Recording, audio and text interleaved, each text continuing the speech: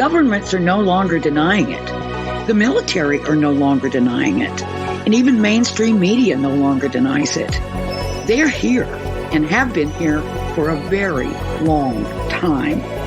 The Mutual UFO Network has been on the front lines uncovering the truth since 1969. And now we're sharing the truth with you. Welcome to MUFON's What's Up with hosts Katie Grabowski, Christopher DiPerno, and Katie Cook, exclusively on the KGRA Digital Broadcasting Network. Wondering what's up? So are we.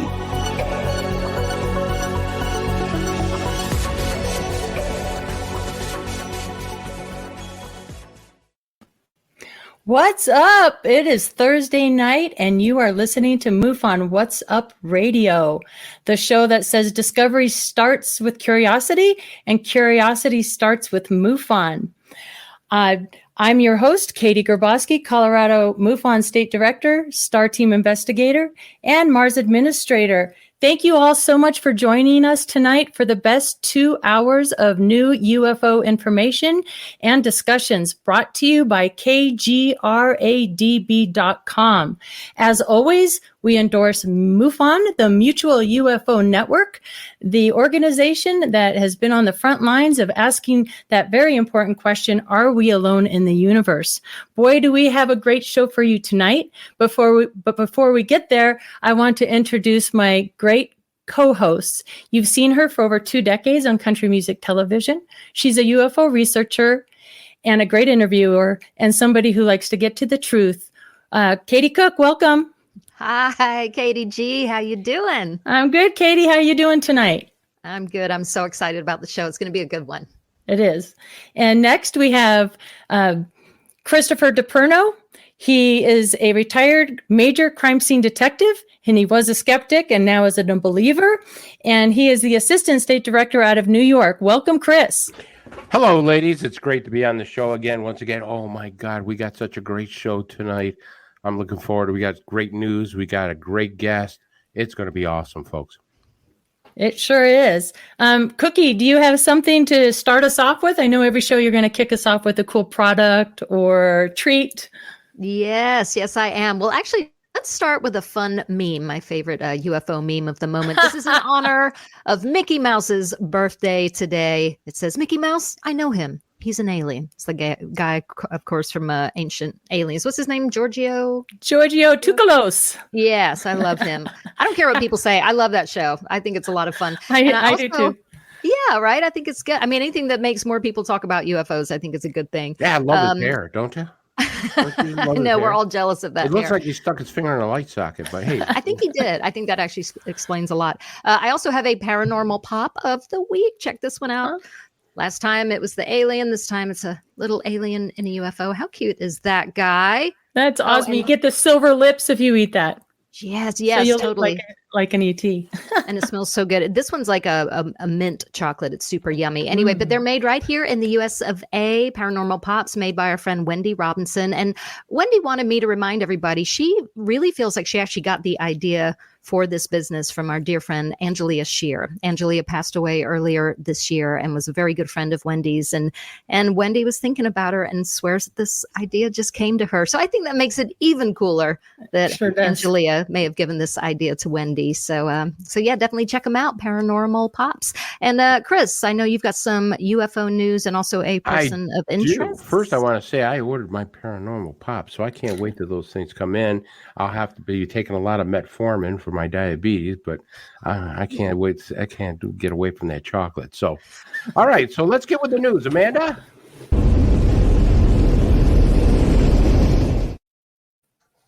All right. So the news this week, the news is around Avril Haines, the Director of National Intelligence for the United States.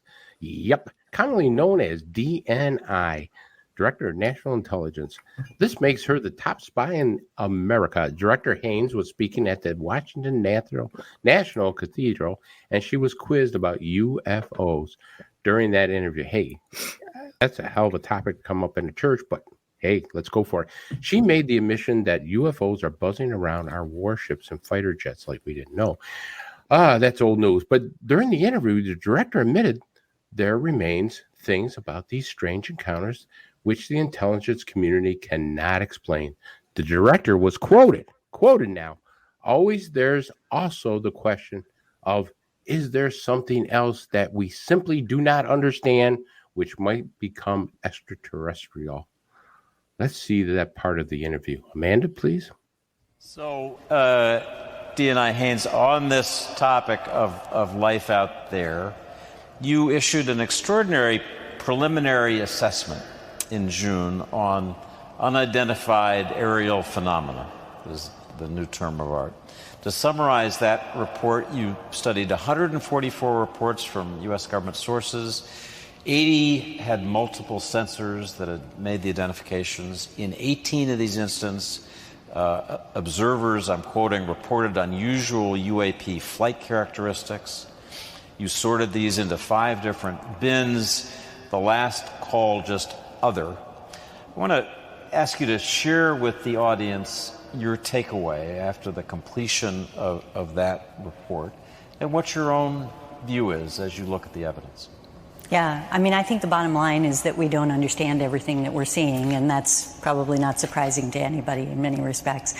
But it was a report that really, Congress asked us to produce a report that assessed what we saw as the threat, essentially, from unidentified aerial phenomena, and what our sort of best understanding was of the different reports that we had identified. And it stretched over from, I think, 2004 through to 2021, the different reports that you indicated, 144 of them. And we had different categories, as you said. So one of them was airborne clutter, another was natural phenomenon, another was foreign adversaries, fourth one was related to sort of U.S. government or industry developmental programs, and then the fifth one was other. And that basically indicated that we were pretty sure we weren't going to be able to characterize every single one of these reports in the various categories that we'd identified because, frankly, we were not able to understand everything about it. And a large portion of that is based on the fact that we don't have a consistent way of reporting this information. We need to integrate, frankly, a lot of data that we get. We need to get better at collecting information that's useful to us from different sensors that are available to us. And we have to deepen our analysis in these areas. And that's something that, frankly, probably also doesn't surprise you in the sense that that's how we typically approach our intelligence work. And the main issues that Congress and others have been concerned about are basically safety of flight concerns and counterintelligence issues. But of course, there's always the question of, is there something else that we simply do not understand that might come extraterrestrially? Boy, she had a hard time getting that word extraterrestrial out. It's like it's caught in her throat for a second. Folks, this is the director of national intelligence. This is the most senior intelligence person to hint at an alien link. That's big. It's really big. Hey, folks, also, I want you to, I need your investigative skills. If you have heard anything about pilots who have suffered radiation burns during their encounters with UFOs, get a hold of me. All right, you can get a hold of me at cdeperno549@yahoo.com, cdeperno549@yahoo.com, because I really want to look up this. I heard this leak come out. I'm not sure if it's accurate, but if it is, we need to know. All right, Amanda, it's now time for our person of interest.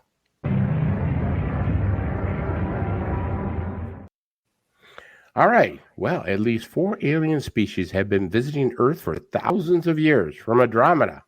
That's what the former Canadian Minister of Defense, Paul Hellyer, said. Our person of interest, Paul Hellyer.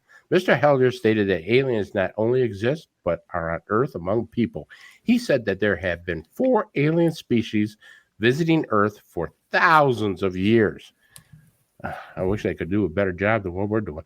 Paul Hellyer, who held a high public office in the 1960s during the Cold War, claimed he had learned from certain about the existence of aliens during his time in the military. According to him, the inhabitants of other planets have visited the Earth for a very long time. In support of his words, the 90-year-old ex-minister spoke about one incident that occurred in 1961. Canada noticed a group of 50 unidentified flying objects moving through the Soviet Union to Europe. Then this group of objects suddenly went to the North Pole and disappeared. Hellyer noted that the investigation of this incident lasted 3 years and unequivocally showed that it was the activity of extraterrestrial civilizations that flew to Earth to make sure that people would not use nuclear weapons, Hellier said. Decades ago, visitors from other planets warned us about the direction we were heading and offered to help. Instead, some of us interpret their visits as a threat. Remember that word, folks, because that's what's being put out there right now. They're saying the word threat. Everything they're talking about with UAPs, threat, threat, threat. And decided to shoot first and ask questions later. That's kind of normal for us. So here's a short video of Mr. Hellier explaining our visitors. Amanda. To say that the extraterrestrials have been the threat so far is not true, because they could have taken us over anytime they wanted to. No problem. Still could. And that's because they're so much further advanced from us. We don't even really know where they're from exactly, but they have the ability to come here. So there's nothing realistically we could do to defend ourselves should they want. That's absolutely true. They're so far advanced that they could, even when our people now are so far advanced, relatively speaking, after 50 or 60 years, that they can shoot them down, some of them. They still couldn't fight a war against most of the extraterrestrial species, which are still far, far more sophisticated than we are. Oh, you know, sadly, Paul Hellier has passed away a while back, but his words still ring true. You know, you think about this, 45,000 years advance. You think we're going to fight them with bullets and guns? I don't think so.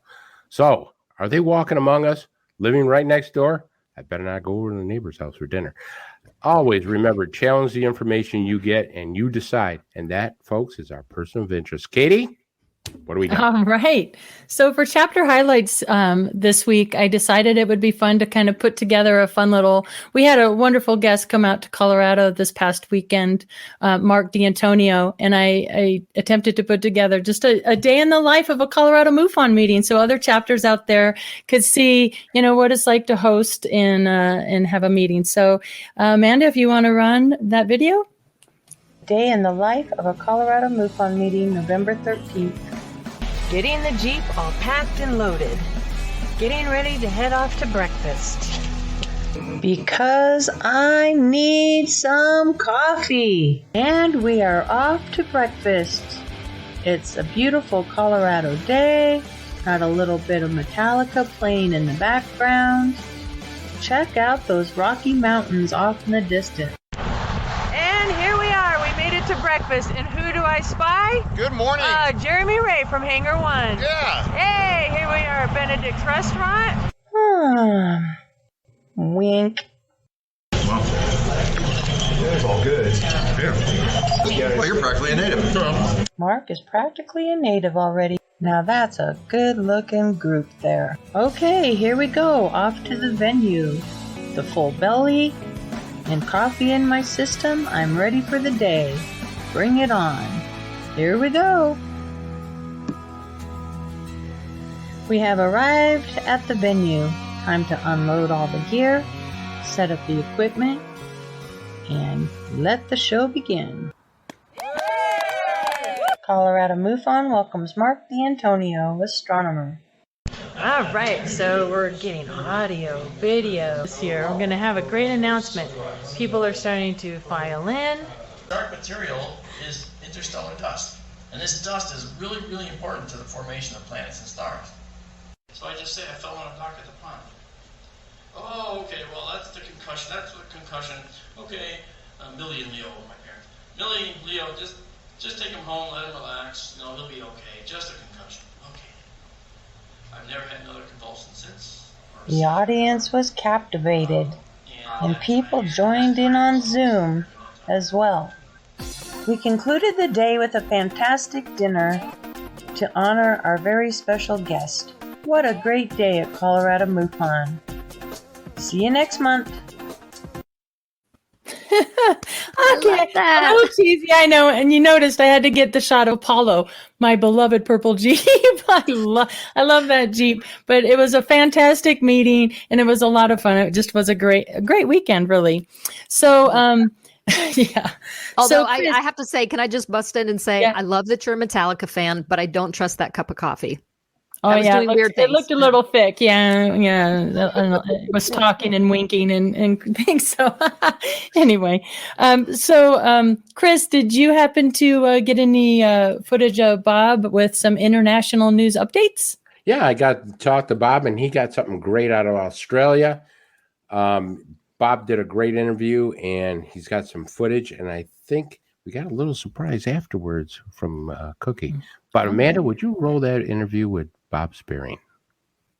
Hi, everybody. My name is Bob Spearing, and I am MUFON's International Director for Investigations. I'd like to thank Chris for having me on again, and I'd like to show you a video we got this week from Australia, case 119132, from an area just north of Sydney.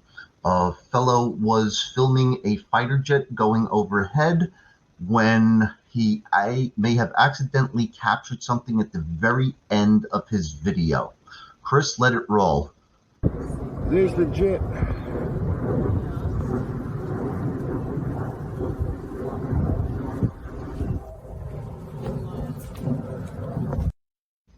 Oh, you didn't see it there, but Chris, you've got a screenshot. There he goes. This is an object that has been captured many times before in our CMS filing system of people taking pictures or videos. And what's very interesting about it is that in a lot of these videos that we get, a black object is always seen trailing a fighter jet. Whether it's some sort of debris, we don't know. Whether it's some sort of black orb following a fighter jet, we don't know. I only wish this guy could have stayed on camera a little bit longer. We might have gotten an answer. That's it for this week. I just want to let you know that's from just north of Sydney, Australia. My name is Bob Spearing, Director of International Investigations, and I'd like to thank Chris for letting me come on. Very cool. Very interesting. So you got something on that, don't you? Yeah. Okay. So I don't know much about this case, and I'm not making an opinion either way, but I wanted to use that photo just to bring something up to people. You know, if you think you've caught something in the sky, or somebody has sent you a picture and they're like, hey, what do you think this is? I just want to encourage people, get really creative. You don't really have to have super sophisticated software. Just, you can load it into a program and try inverting it, trying different light techniques, just to see if you can get more info and see it a different way. I put together a really quick video just to show you what I'm talking about, Amanda. So first, obviously, I zoomed in. Doesn't look like a bird, and that circle in the middle is definitely unusual. But then I also noticed that there seem to be circles on top, and possibly even a fourth one trailing behind. Yeah, I definitely can't say what this is. This is Bob's case, not mine. But I just thought it was a good picture to use as an example, just to remind you guys, get creative. You know, sometimes you can just, like I said, change the lighting, even make it black and white. And then you might go, oh, it's this or that. Or you might go, that's truly an unknown. So I thought you did a great job on that. That was impressive. And that brings up another good point for our field investigators out there.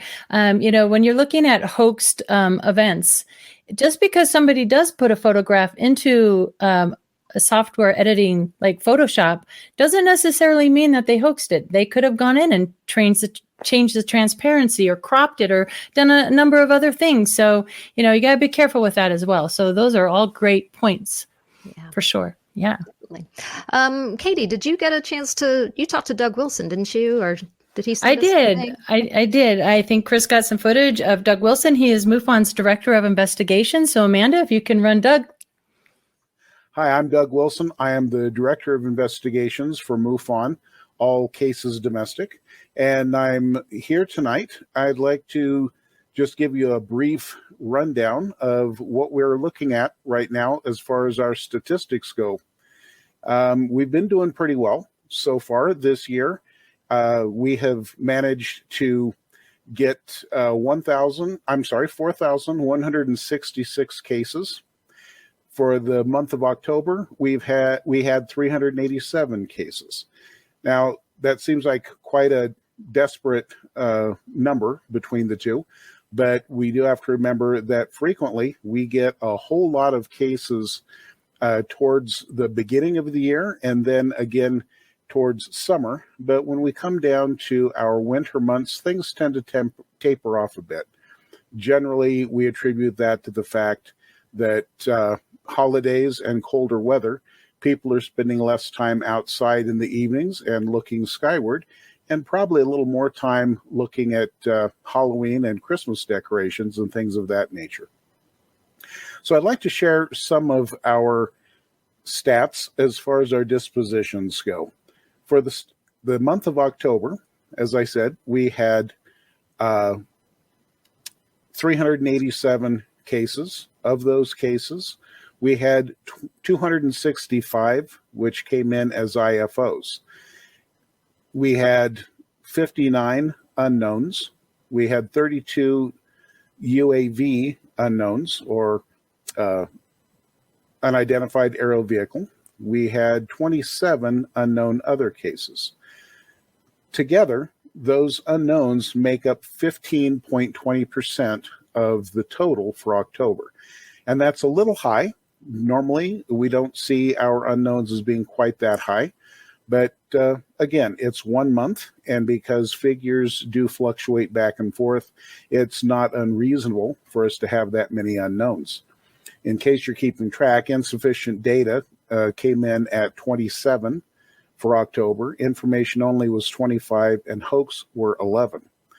Now, some folks occasionally ask me, why does it seem like the official count, which is what I just gave you, is different from the numbers that we get each month when things are sent out for us? And the simple answer there is that those are quickly tabulated automatically, and there are a number of factors that don't get figured in.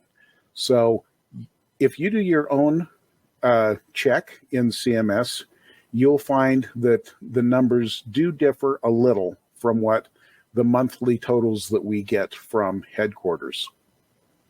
Real quick, I had mentioned that for the year, so far, we've had 4,166 cases. I would very quickly point out that 2,018 of those were IFOs.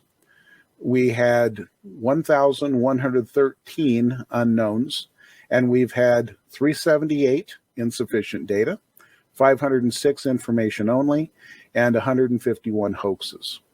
So that's the information that I'd like to pass out to our investigators. Now you kind of get an idea of where we're at and where we're headed. And I want to say to you folks, thank you for everything you're doing. You're amazing. It's obvious that you are the backbone of MUFON, and that without you, we simply could not come anywhere near this number of cases having already been investigated and completed. Now, in the hopes that we have a really large number of non-investigators who are watching this show, I'd really like to encourage you to please consider joining MUFON and consider becoming a field investigator. Right now, for the United States, we have a total of 399 field investigators. And while I'm very proud that we've got so many, and it does sound like a lot, when you consider the number of cases that I just said, I mean, so far this year, and the year isn't quite over, we've had over 4,000 cases. That's a lot of work for basically, say, 400 people to be trying to do. So we can always use more help, and we would love to have you join us. It's simple. All you have to do is to go to www.mufon.com, click on the join or become field investigator link, follow the bouncing ball, as they used to say, and select your level of membership and purchase the manual, and you're off and running. If you need any assistance with any of that, please always do feel free to contact me.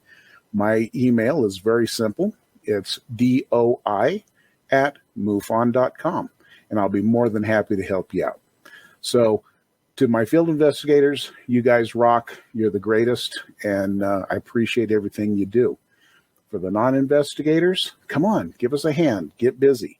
We could use your help. And just think, right now we've got the Gillibrand amendment about to go through Congress. If that happens, hey, all stops are pulled as far as UFO investigations. Get in now while you can. All right? Thanks for listening, and thanks for supporting this show. You know, Doug is a very, very knowledgeable guy. He's been around investigating UFOs for quite some time. And I want to just jump in on piggyback of what he said about all these cases. We've seen in New York, we used to have maybe 13, 14 cases a month. We've gone up to now 29. I think ever since COVID started, we started looking at more and more cases. People are getting out there at night, walking their dog, watching things up in the sky. You know, they may be working at home now instead of at an office and going outside. Katie, are you seeing anything like that? Yeah, we sure are. We're seeing an uptick in cases in Colorado as well. And that's something we're going to have to ask our guest about it too, out there in Phoenix. So for sure we have. Now, what Doug said is true, though. We do, and we might see it kind of taper down as we get busy with the holidays and everything. But yeah, and I think you're right. I think that might have a lot to do with just people being at home and, you know, slowing down their lives a little bit, looking up to the skies. Don't travel during the holiday season. They take some time off. But yeah, seriously, guys, over 4,000 cases already for the year. That's crazy. But what still blows my mind is 151 hoaxes. It's like, who has time to do that? Why do they bother? But you know what? You keep us on our toes. So if it makes you happy. Some of those hoaxes are actually amazing. I mean, you got to look at them. These people, if they use their talent right, probably get a job in Hollywood. Some of this material that they do looks like the Martians are invading us, or there's an alien right around the corner. Maybe that's why they're doing it, to get noticed. I never thought about that. Yeah, well, right. They're doing a damn good job of it, because some of that computer graphic stuff is just unbelievable to pick apart. But the MUFON people, folks, we have people who can analyze video and photos. And that's the great thing about the MUFON organization.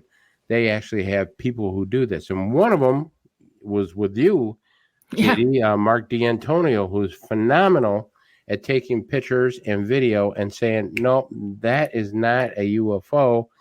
That is a bird, or it's a Chinese lantern. He breaks it down right to the pixels. He's amazing. And the nice thing about it is when he says you got something that's unknown, you can take it to the bank. Very true. Very true. Is it case of the week time? Are we at that point already? Are we? Yeah, let's go for it, man. I'm ready if you are. We can do it. Okay. Our case of the week this week is case number 118485 from Fairdale, Kentucky. It occurred October 7th, 2021. 7:04 p.m. It was a 2-minute sighting. And what I love about this, the video is just adorable. Number one, I love the audio in it. It's so darn cute. There was 4 witnesses. And I'm just going to read to you the description. It says, my father first mentioned the objects while we were watching my kids, his grandchildren, play on my back porch, and asked, what in the beep is that? This caught my attention as well as my 2 children. We observed the 2 pill capsule-like objects start very close together, which is what promoted my father's concern and for me to grab my phone to record. Again, I love that they walk us through how this all started.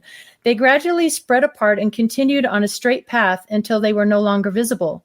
They appeared as white-silver in color, but was difficult to pinpoint because the surface appeared somewhat reflective. We didn't observe any windows. We are used to seeing planes daily coming from the southwest direction as well, but the shape and color of the objects are totally off. And the second video that Amanda's going to share, actually what they did is a comparison video of first their sighting and then of a jet plane. And I thought, wow, these witnesses were actually out there trying to, figure out their own sighting, which is super cool. So I included that second video as well. It says, We also observed an airplane flying southwest to west on the opposite side of my back porch, where we were located immediately after the incident occurred, and we could no longer see the two objects, which further attests the color and shape of the objects were nothing like an airplane. I included the video of the airplane also as a comparison to show the difference. I also did not notice while I was filming, but my video has a few glitches in the beginning, could be an effect of the sighting. This case was closed as an unknown UAV. So Amanda, if you could roll the first video and then in the second one right after that. What is it? What is that? What's that? Are they UFO? They're two totally different sizes. They're not close. They're not far away from each other either. UFO. Yeah, no, that's what I just said. It's a UFO, you lost. What is that? Where? It's a UFO, I think. I think it's a UFO, I don't know. What are they? That is not a plane.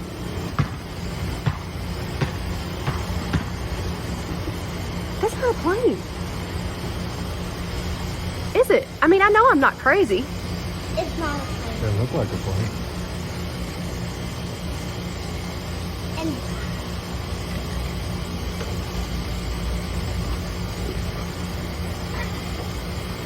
yeah, that's That's how it should have looked, yeah. Right. but it doesn't look like that. You gotta do it side by side. No. We have future little UFO investigators in that video. I mean, it didn't look like that. They were debunkers right there going, that wasn't an airplane. I just think that is the most adorable little audio clip in that. Anyway, what do you guys think of that? Well, first of all, I got to give kudos to the kid because the young child is going, Ma, it's a UFO. Come on now. And the parents are it's something strange up in the sky. The kid is going, it's a UFO, Mom. It's the first time you've seen one of these? It's so cute. I know. I want to record her voice and have it like as my ringer on my phone. Like, it's a UFO. And I love you can hear like basketball in the background. It's like just such a slice of American life. And when I first saw it, I thought, okay, maybe it could be like what do they call them? A Mylar balloon, those happen all the time. People let birthday balloons go. But then when you see the plane coming in, I'm like, oh, well, no, that would have to be an awfully large balloon, right? So, yeah. I have to tell you, I think one of the things that strikes me about this is that people are becoming more aware of things that are flying around in the sky, and they're taking videos and stuff. But the one thing, especially in that tape, that struck me is it's becoming more common. I mean, like what struck me was the child saying, "It's a UFO. It's a UFO, Mom." They're not getting excited. Remember back in the I'm kind of getting my age now, but back in the 70s, when we saw something like a UFO or something, we'd be screaming at the neighbors, ripping the door off, trying to get them to come out. And now it's like, they just UFO continue to play basketball. You hear it like, it's a UFO. Here, shoot it over here. Kind of deal. So true. That is so true. Yeah, I just thought that was a good one.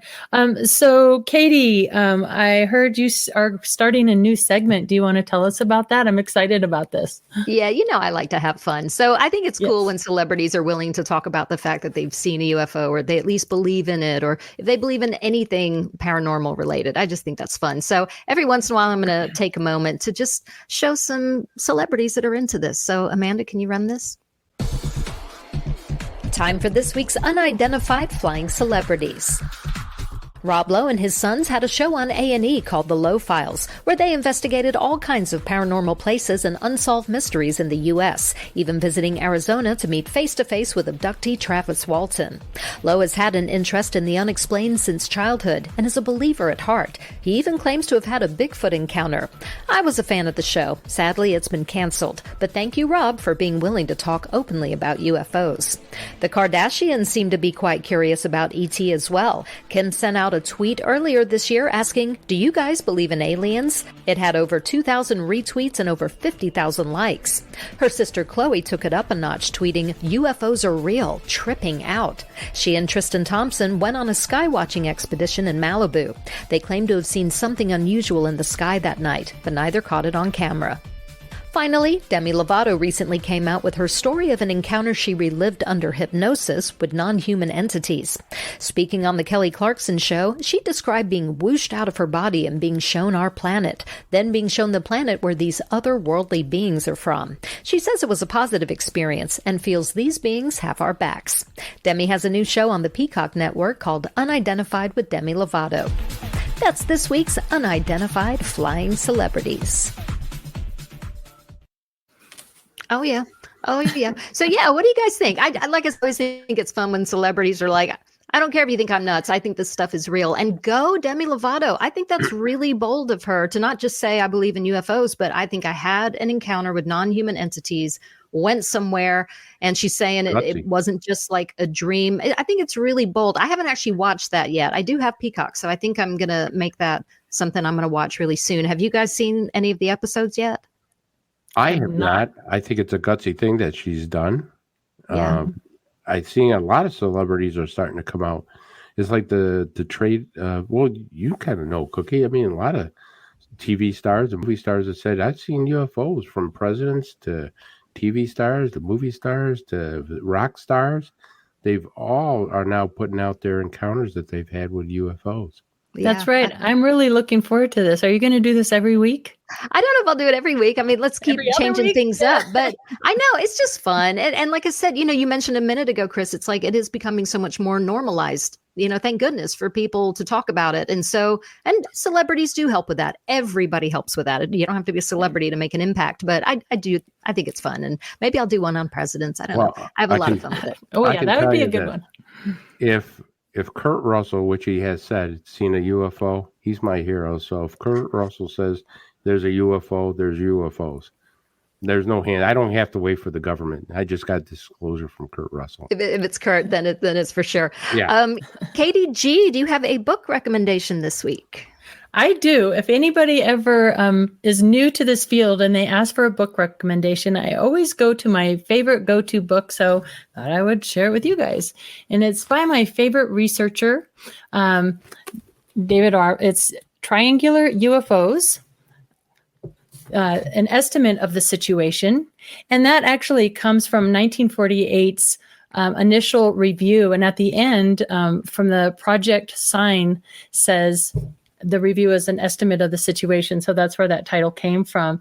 But I love this book because, he kind of starts out, David was 5 years old when he and his sister got into this in the 1970s. And then January 5th, 2000, something moved over the state of Illinois and it changed the lives of many witnesses. And he goes into great detail about that. Now, David is a MUFON. I mean, he started his career in MUFON. He joined MUFON in 1990 and served as a field investigator, a state section director, as well as Illinois state director. He's now an independent researcher, but he does house the largest historical UFO case file collection in the United States, and they date back to the late 1940s. It's the largest body of original Project Blue Book materials in a civilian collection that includes Dr. J. Allen Hynek's original case files and notes, as well as other historical items from Project Blue Book. It's unique in that it encompasses a diverse number of case files, news clippings, slides, reports, microfilm, audio, the old reel to reel. And he's going through and matching like reports to the original interviews, which, oh my gosh, he's poured his whole heart and soul into this collection. It's a current home of CUFOS and NICAP, and Dave serves as their official archivist. And little sneak peek hint here, next week we will have Dave Marler on as our guest, so we can really ask him to talk about a lot of these historical cases and a lot of his favorites. Again, a very well-respected researcher and archivist, David Marler. So that's my book of the week. Katie, did you have, I think you put together another cute little segment here, Rookie Cookie? Yeah, we could do that now if you want. Okay. Sometimes the best advice is what not to do, right? I recently thought I was, being all smart and going out with my cell phone, just kind of, feeling like I was in the moment, wanted to catch something up in the sky. And well, it didn't go quite as I planned, but the video is pretty self-explanatory. So Amanda, do you want to run that now? So a couple months ago, I heard there was a meteor shower happening, and I decided on a whim to go out on my deck and try shooting the stars in case I could catch anything. I just had my cell phone, nothing fancy. It was just a whim. I was pointing my cell phone up to the sky and started noticing some dancing lights. Then suddenly, multiple lights all at once. What the heck? I came in and looked at the footage and really thought I had something cool. But as an investigator, you always have to look with a skeptic's eye, especially since I didn't see anything with my naked eye. I went back outside to see if there could have been some cobwebs or bugs flying around, and I double-checked the lens on my cell phone to make sure it was clean. I showed it to my husband, who thought it looked like a pair of eyes, but there was no one standing in front of my camera. I loaded the footage into Final Cut and started manipulating it. First, I slowed it way down.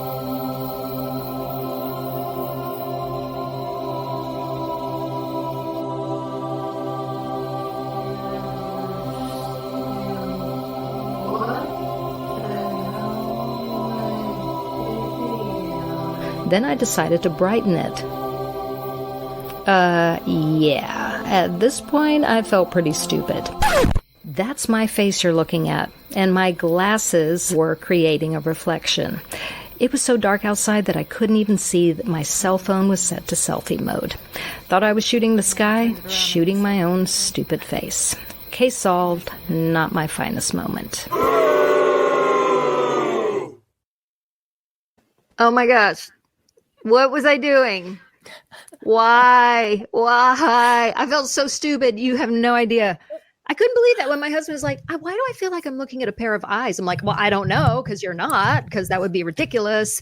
And then, I go and lighten it. And I'm like, yep, my face. Cookie, every field investigator has done something crazy like that. I can tell you when I was brought down to a place in the Hudson Valley area to say there's supposed to be UFOs in this area. I was standing out on a dock. And when I was out on the dock, sure enough, an orb came right over treetop level, lowered down right into about maybe 20 feet above the water. And it was just hovering right there. And I was like a school kid because I had the camera in the pocket. I'm trying to rip the pocket. I'm literally ripping my coat apart because I'm trying to get the camera out of my pocket. I dropped the camera on the dock. I went to go get it, and I almost kicked it into the water. And I'm trying to keep my eyes on this UFO at the same time. And I'm surprised I didn't go into the water and drown myself. But I actually was able to grab the camera. I didn't get a picture of it because that thing took off, like a bat out of hell. But I kind of got very humble after that because I'm a seasoned investigator and I couldn't even get a camera out of my pocket the right way. So yeah, well, you're making me feel better. Yeah, that really speaks to, when somebody sees something like that, you have only a few split seconds and then you're fumbling around, everything's going. I learned as an investigator, it's not audio or video related, but I had some really important interviews that I went on. And I always tell my field investigators, record on 2 devices. Because I've had a couple where I go back and I'm all excited about this. Oh my gosh, nothing's there. I lost the footage. So now I always do 2 recorders. I think that's smart. A lot of pictures are sometimes gotten by accident. I mean, they're not actually looking for them. They're photographing something else. And they just happen to be at the right place in the right time. And they catch something. And MUFON analyzes it and goes, that's the real deal. Yeah. But going back to, even if you're a seasoned pro, sometimes you just don't scramble fast enough. I've got 2 thoughts on that. Well, one, Angelia Shear, I know I bring her up all the time, but Angelia said one time they saw a triangular craft go over their head. It was her and 2 other investigators. They probably had $30,000 worth of equipment in front of them. And they were just, they were frozen. But I've always wondered too, this is getting a little woo-woo for some people maybe, but is it possibly by design? I mean, if there is something intelligent in these craft. Is it possible that they're going, not today, Cookie, you're not going to get me on camera? I wonder, You know, that's a good thing, because I had a person who was a correction officer here in New York State, and he's an abductee. He actually wrote a book about it. And one of the things that happened was he actually had a camera in his car. He was able to get it out, and he saw the actual UFO, and he was not able to take a picture of it. And he couldn't bring for some reason, he could not. It was close to him, but he could not bring the camera up to his face. And I'm kind of like, what do you mean you can't bring the camera? He says, I'm telling you, Chris, I was staring at this thing, had the camera in my hand, but I could not bring it up to take a picture. Now, you always got to check the credibility of some story like that. But he did have a picture. He did send it to a naval, I can't think of his name right now, but he's a photo analysis person. It was analyzed, and the photo analysis person absolutely said, this is the real deal. So he actually was able to capture a picture one time. Yeah, Bruce Maccabee. That's the guy's name. Thank you. And he was able to show that this was the real deal. And I got to tell you, that made his story a lot more credible. Yeah, and just like the video footage from our case of this week, where she mentions there's a little disturbance or some glitches, right? I mean, maybe these craft interact with, our cameras, our equipment, our cell phones. I mean, I've heard of that in the paranormal world. Maybe that happens in the UFO world as well. I don't know. Yeah, I would think so. And I mean, how many times have you been on an investigation? You've charged everything. You were up all night making sure everything was charged. You've got tons of batteries. Everything's ready to go. And then you're like 5 minutes into something and it's all dead. Why does that happen? That doesn't happen to me at any other time unless I'm on some sort of paranormal investigation. And yes, that's going slightly away from possible ufology stuff. But I don't know. I can't believe it's always a coincidence. But maybe I don't believe in coincidence like that. There has to be something that's causing that to happen. Yeah. And so. Oh, well, maybe we'll know one day. We just got to keep talking about it. But yeah, I just thought I'd share that with you. I'm sure people are like, why is she even sharing that? Well, I'm sharing it because I think if it can happen to me, it can happen to other people too. It was so dark outside. And when I started seeing those lights, I was like, oh man, I'm rocking. I'm just getting this cool stuff in the sky. I mean, it just never occurred to me. It was so dark that I literally didn't know it was shooting my face. I got to tell you something. I think that's a great training tool, because when I tell training, field investigators, when they go out and start doing things, they'll capture everything on the side. Chris, look, I got a UFO. No, that's a bird. And they come slowly away. Chris, I got a UFO. No, that's a Chinese lantern. And they go slowly away. Chris, listen. Here's the deal. You will get one of these days, but not everything in the sky is unidentified. That's a plane. That's a 747. That's a helicopter. And you have to be able to kind of make people understand that MUFON identifies probably over 90% of what's been brought into them as something that's man-made or natural, or something that it's that 8% that we can't explain.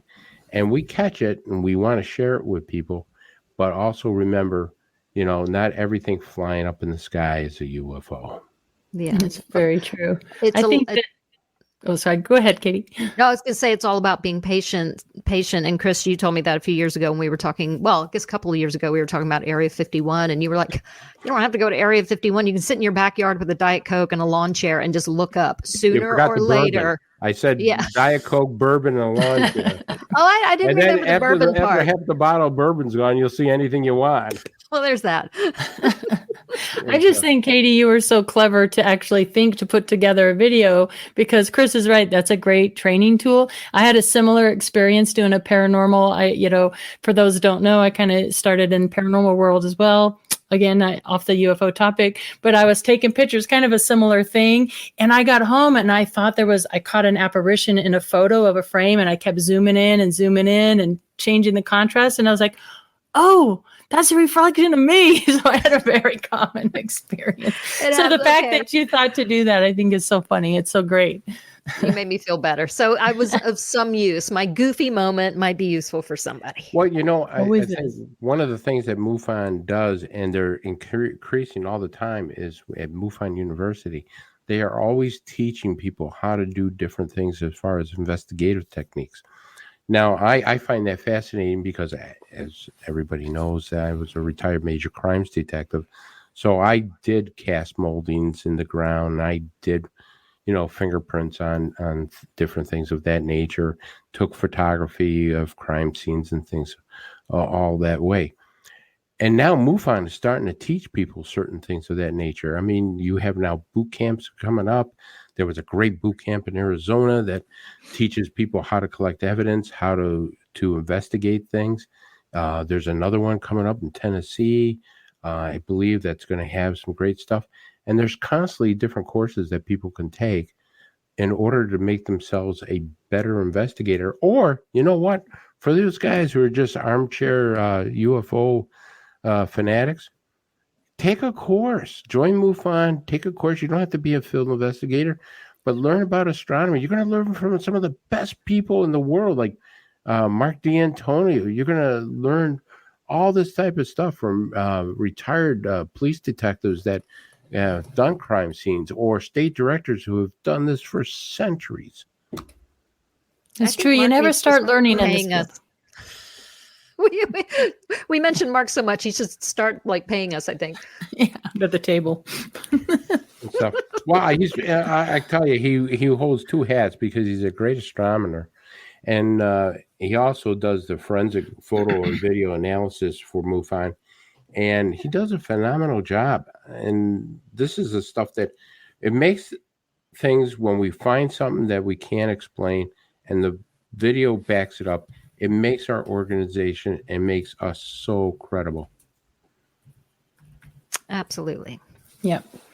Well, I'm going to shift gears here a minute with some very rather unfortunate, sad news that I wanted to get in before the break. On Tuesday morning, I received a phone call from a dear friend of mine who wrote a book called Flashbacks. His name is Sean Bartok, and he delivered the very sad news that Dr. Leo Sprinkle, PhD, passed away Monday morning in Laramie, Wyoming. Dr. Sprinkle was a dear, dear friend of mine. I had the honor and the privilege to really get intimate with his over 40 years of intimate work in the field of ufology with experiencers. He was a true pioneer in the field, the most generous, loving person you can ever want to know. What impressed me the most about Leo was his generosity of his time.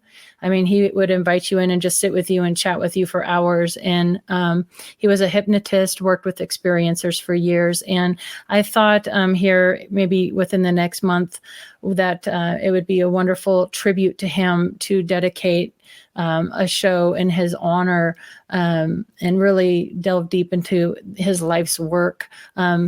So it is with a heavy heart that I share with all of you the passing of my dear friend, Dr. Leo Sprinkle. So I'd also like to say to keep an eye out there on social media.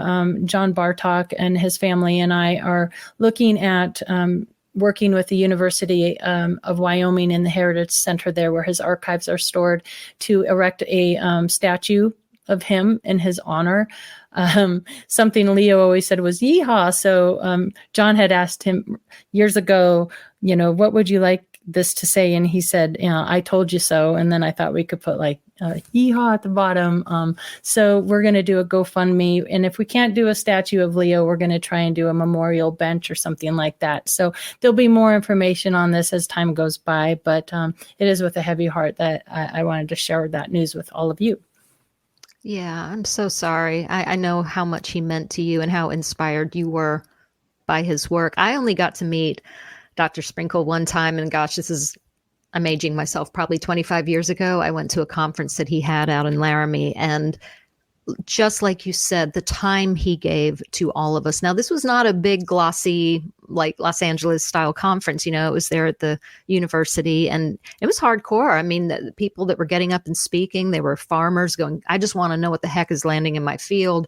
These weren't people looking for attention. They needed help. And he was there for everyone. He took time, so much time, just one-on-one with everybody that was there. And I remember Dolores Cannon was there that year too, and did a big group regression with us. I loved her work, but he was just lovely. And I think he will go down in history as someone who has done so much for this genre. So if you guys, if you could get that GoFundMe together, I mean, I would promote the heck out of that, because he should be remembered forever under that big sky in Laramie. I never understood why they called it Big Sky Country until I went there. And man, you go there and you're like, all I want to do is look at the stars night after night. It's a really inspiring place and a really inspiring man.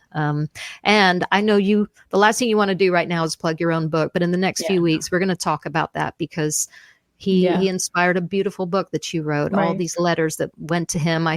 I know you probably don't want to talk about you right now. It's all about him. No, it is all about him. However, you did touch on that. He did have so many just people, farmers and ranchers. And now you kind of have a good idea when I started digging why those letters were so captivating to me, because stories you never heard anywhere before. And so, obviously this is a time for Leo and a time for grieving, but we will touch on that. And to do that was so humbling for me, because sometimes we get lost in our own heads, and we think we're on to some great new, idea about the phenomenon. And I go back and I read letters from the 60s and I was like, whoa, Leo was just way ahead of his time. He was way ahead of his time. He really was. Yeah, and you think about all the work that he did before we had the internet, literally handwriting letters to people around the world, reading those letters. I can't imagine how many letters he got, because you made this year a huge part of your life's work. But the amount of time he took for people that maybe had no one else they could talk to, right? Like they thought, there's no one in the world that would even listen to me, but he did, and he took that time. And just a really beautiful guy. I'm so very sorry. I know what a dear friend he was. Thank you. I appreciate that. We're getting close to break here, and we are in for a treat. We have Miss Stacey Wright coming up after our break. I don't know how much we have until our break. I think just another minute or so. So I'm really looking forward to talking with Stacey. Katie and I had the opportunity to go hang out with Stacey and the Phoenix crowd there at the Phoenix boot camp. So we'll be touching on that, along with so many other fantastic things that Stacey has done. So this should be a really great interview, and I hope you stick with us to hear this after the break. So.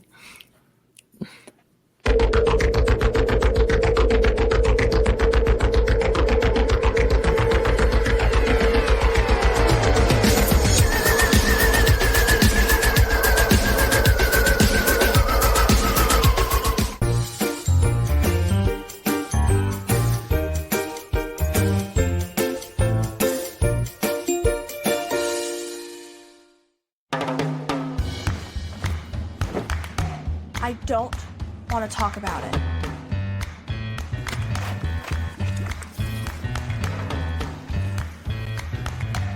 I don't want to talk about it.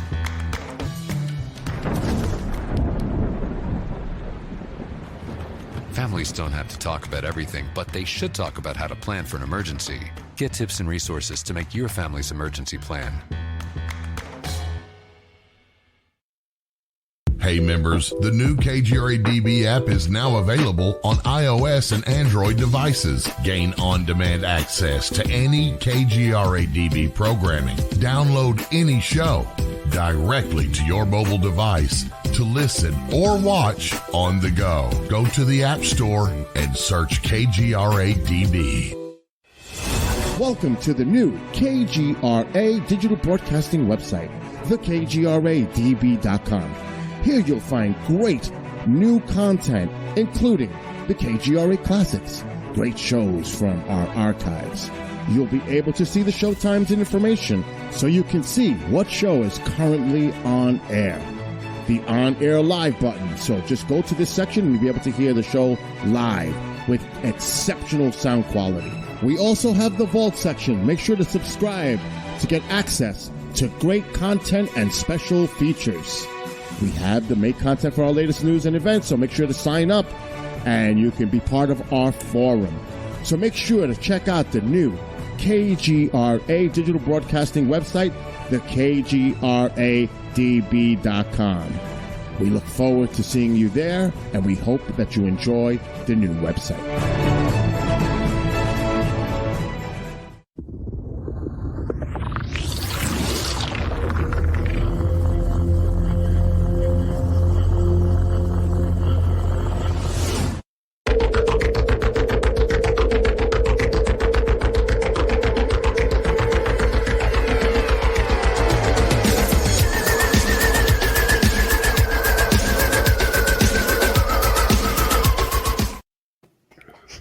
I was doing the robot. Near, near, near. I love that music. Welcome back, everybody. It is now time for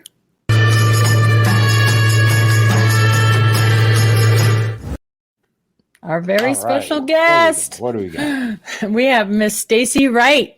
Stacey Wright is the state director for Arizona MUFON and the director of Phoenix MUFON. Stacey is a certified field investigator and STAR team member for MUFON, and over the past 14 years has helped to build the Phoenix MUFON chapter from ground up to become MUFON International's 2017 chapter of the year.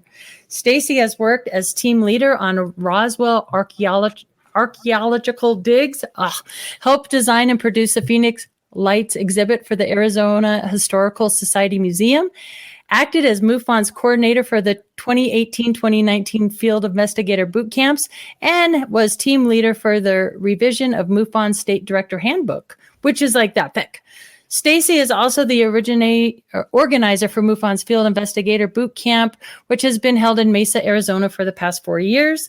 The boot camp is a weekend of concentrated instruction on the protocols of completing a quality investigation of a UFO-related event. It's super great training. So please welcome Stacey Wright. Welcome, Stacey. Thanks, guys. It's nice to be here. All right. Who's going to kick it off with the first question? We are just going to keep going at you, Stacey. I hope you're ready. I can jump in. I'm not shy. Hi, Stacey. It's so good to see you again. Hi, nice to see you again, too. It's been a whole 10 days, huh? I know, right? Since we were at the boot camp. Well, so we did the boot camp there in Arizona. So an obvious question is, I'm sure people are thinking, Phoenix Lights. I wonder if she saw the Phoenix Lights, because that's like the one case everybody's heard of. And I heard you say on an interview before that you didn't see them, but your kids did. Could you just tell us your whole experience with that? Well, I lived here at the time in March of 1997. I did not see the Phoenix Lights. I didn't even hear about it until the next day, actually, when a friend from out of state phoned and said, hey, did you know you had a UFO in Arizona last night? I'm like, what? So that was the first I had heard of it. My kids were out with their dad in the desert that day, and they saw something fly over, and they stopped and watched for a while and just, got back in the truck and carried on. So they never really told me about that until I had asked them a couple years later. So, it was something that a lot of people witnessed. There was, tens of thousands of people that witnessed that event. But I just wasn't one of them. Well, I'm dying to know what your kids thought of it. Well, they just thought it was something strange in the sky. I mean, they were probably maybe 10, 12 years old at the time. So they, knew it was something they'd never seen before. It wasn't a commercial aircraft looking thing. They knew it was anomalous, and they, talked about it with their dad for a few minutes, but what are you going to do about it except for watch it? So they just carried on with their day. Wow. Okay. Stacey, I got a question for you here. Now, about the Phoenix Lights, didn't Phoenix MUFON investigate some of that? Did some of your guys get into that a little bit? They were under the direction of someone back then. I was not involved with MUFON at all back then. There was a MUFON group, I think it was called MUFON Arizona at the time. And from what I understand, there was a little bit of investigation on it. Mostly there was a lot of photo and video analysis. Well, not a lot of video analysis because there wasn't much video footage. There was a couple of photographs and a lot of eyewitness testimony. So Jim Delatoso did analyze some of the photographs that were happening back then. But, there was tens of thousands of people that witnessed this with their own eyes. There were over 1,000 911 calls into the authorities at the time, but not a lot of cell phones at the time. So we didn't get a lot of footage, nothing like what we would have today if that were to fly over the heart of Arizona. Okay. All right. Do you find, Stacey, that people still, in the Phoenix area, is this still brought up quite a bit? Have people kind of forgot about it and moved on, or do you still hear a lot about it? And are people still coming forward with it? We hear a ton of stuff about this still. It was a huge claim to fame for the Phoenix area, still is. It has not left the mouths of people. They still talk about it all the time. And there are very similar events that are still happening. I think we had maybe 4 or 5 events that seemed very, very similar to the 1997 event. Nothing that lasted in as much duration of time as that one did. But there are sightings that are still reported into us that sound very much like a Phoenix Lights event. So we do look into that. We haven't come to any great conclusions on it yet. I just know that there's some of the great minds out there that say, the Phoenix Lights event, or as we like to call it, the massive UFO Arizona flyover, because it was throughout the whole state and across into Mexico. And it was a big range that these craft flew over. But yeah, people are still talking about it, definitely. Yeah.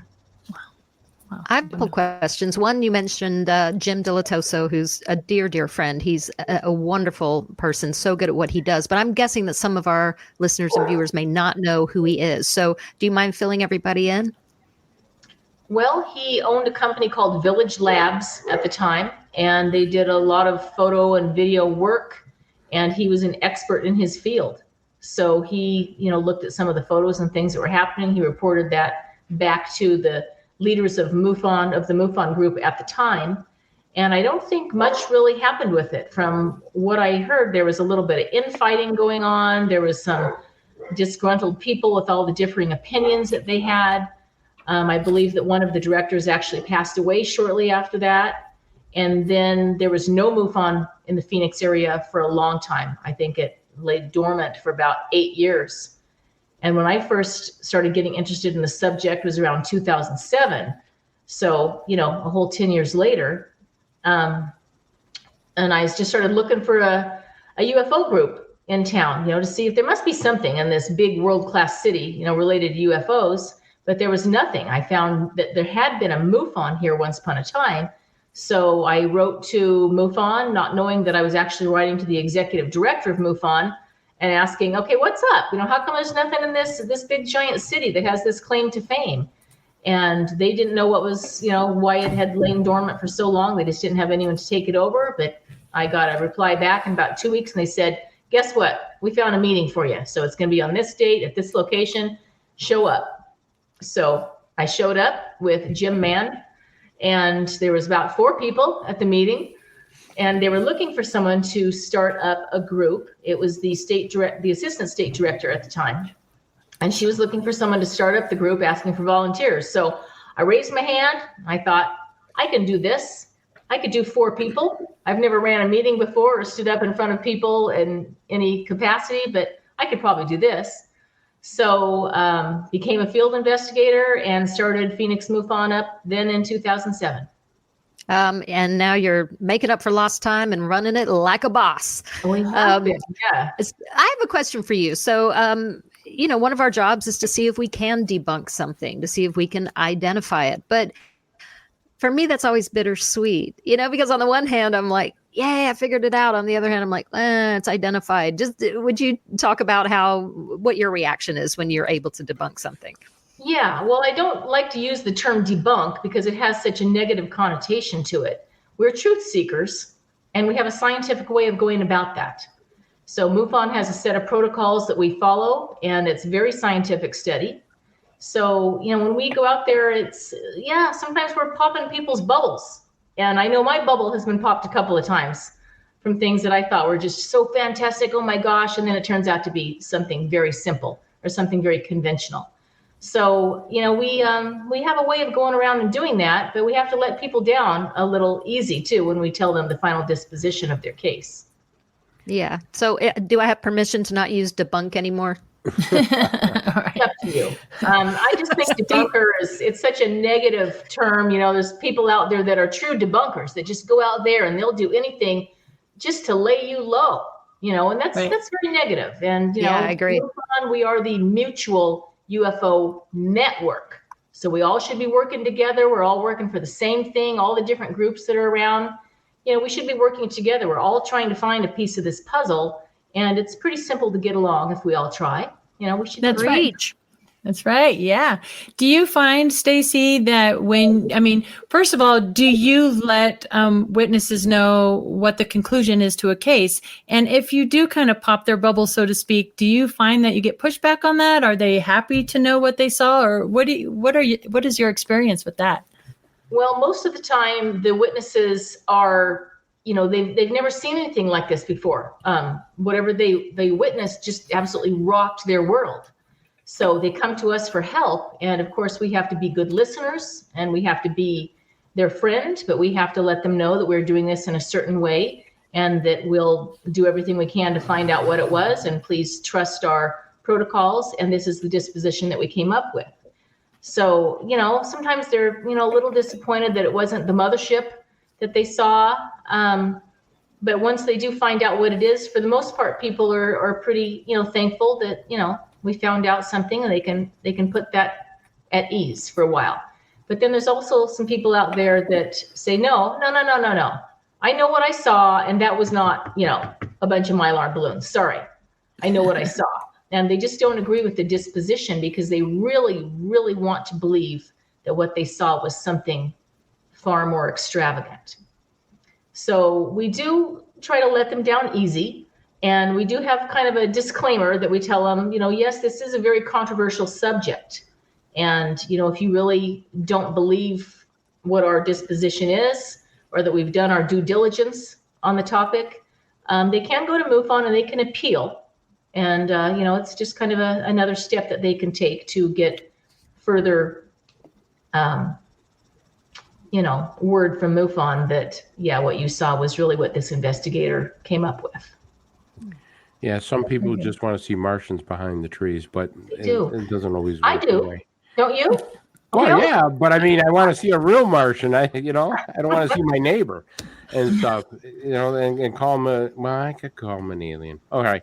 Anyways, Stacey, I want to take you back a little bit. Okay. How did you get involved with UFOs? I want to know, how did you get involved with UFOs? What piqued your interest in this? What made you want to say, hey, I really want to study this phenomenon that's going on? Well, my first interest was probably really common. People of our age group, we all grew up watching Star Trek.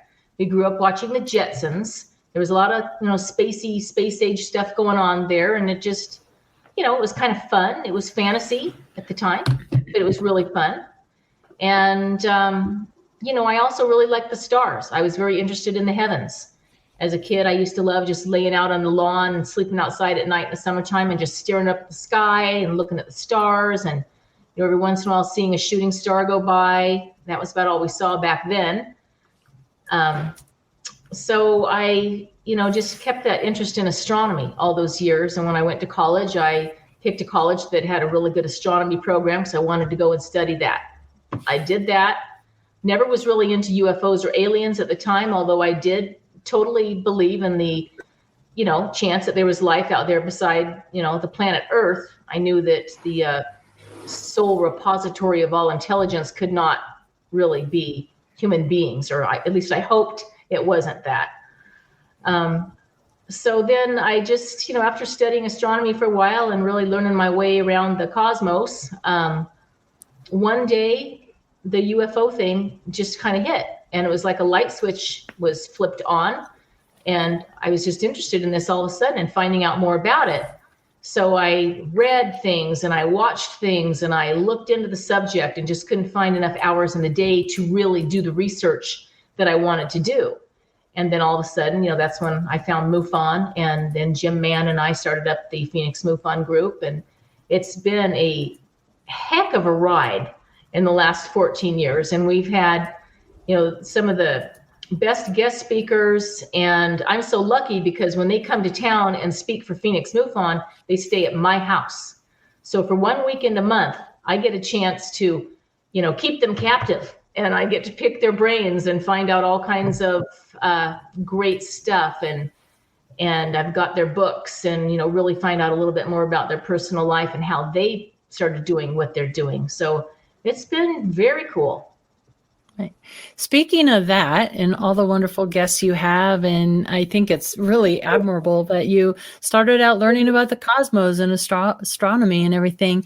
Who are some of your favorite researchers, number one? And also to follow up on, what is your favorite major case other than Phoenix Lights?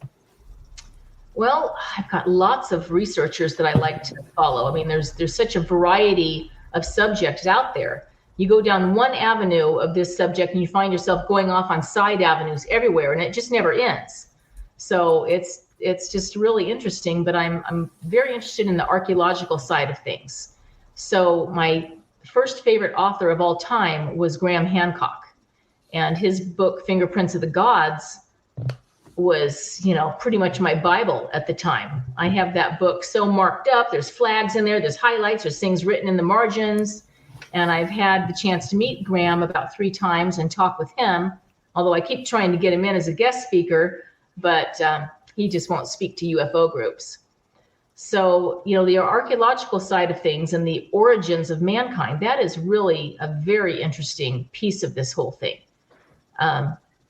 Because we have nothing but evidence from the very earliest authors, which happens to be, Neanderthal, drawing things on cave walls, that these things are coming from the sky. So it's just pretty evident, So I followed a lot of people in the archaeological thing, the origins of mankind. One of my favorite researchers and favorite book that I ever did read, and I love to tell people about this, is Dr. Joe Lewell's and his book, The God Hypothesis. It's a great book. And I called it kind of my kindergartner's version of quantum physics, because it explained it so clearly.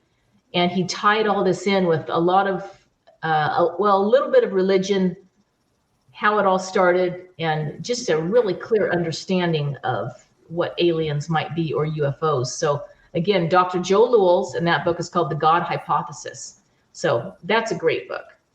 But there's just so many researchers out there. I've read almost everything. So it just depends on what you're interested in, and these things will go off on different avenues of what where your interests lie.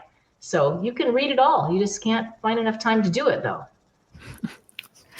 Well, and she had asked about cases too, but before we get to that, just staying on Graham Hancock for a minute, because that guy changed my life. I mean, like you said, Fingerprints of the Gods. I mean, it's like all of his books are like this big, but there's so much in there. He's such a great writer. But I noticed that he always avoids, saying alien and ET. It's really kind of, I'll report, you decide, kind of journalism, if you will.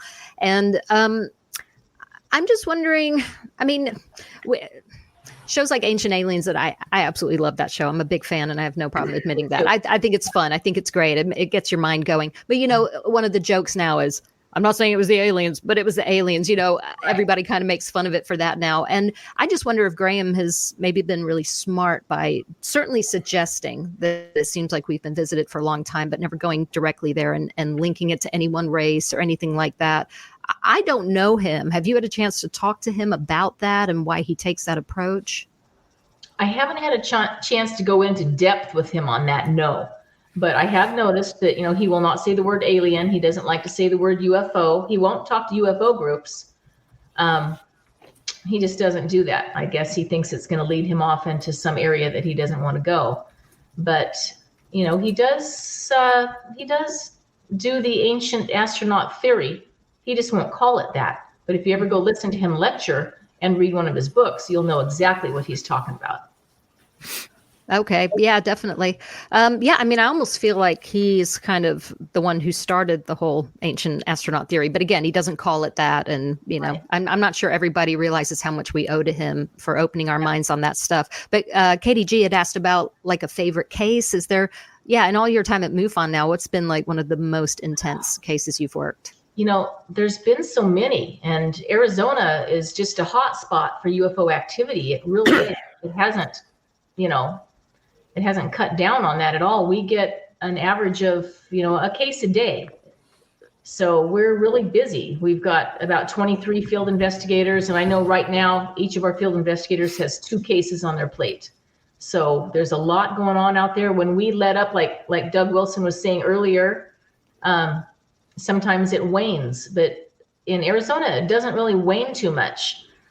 We've got this great weather. People are outside all the time. Even in the summer when it's ungodly hot, people are still outside. And we have a really big sky here. So people are constantly out there walking their dog, smoking a cigarette. And we have the joke that if it weren't for cigarettes and people walking dogs, we'd have no UFO cases. That's true. But it's kind of true. Yeah. You've got it all. Are just out. They're out a lot. And we have people watching the skies, and now we have cell phones on everybody walking around. So we get footage, we get everything, just absolutely everything. So we're busy. We have, you name it, kind of cases, everything going on. I mean, my favorite case as far as Arizona is still the Phoenix Lights, because it's so big. It's so huge. The event was just spanning so much more than what people ever knew about. There was not one craft in the sky that night. There was 8 during the day going across our state, all shapes and sizes. The one that was reported the most was the big, giant boomerang-shaped craft that floated across the state from the very northwest corner all the way across the state into over the border of Mexico. So, and Stacey. Stacey, about that case is that very few people know about the other sightings. I talked to this one person who said, "Oh, no. I have heard that was a large military balloon kind of blimp type of thing, and it was going on the wind currents." And your group down there, I actually asked about that. Your group, I won't say debunked, but showed that it wasn't a blimp, and they were able to actually show in some respects that it could have been the wind currents. It couldn't have been a military object at that point. So kudos to that group, because they are very good at showing this stuff, what the real deal is. Right. You bring up a good point, that warm Arizona weather. And in the summertime, I think it'd be too hot to even step foot outside. but do Stacey, do you have something outside of MUFON or Arizona that, another case that kind of grabs you and goes, yeah, maybe there's something to all this?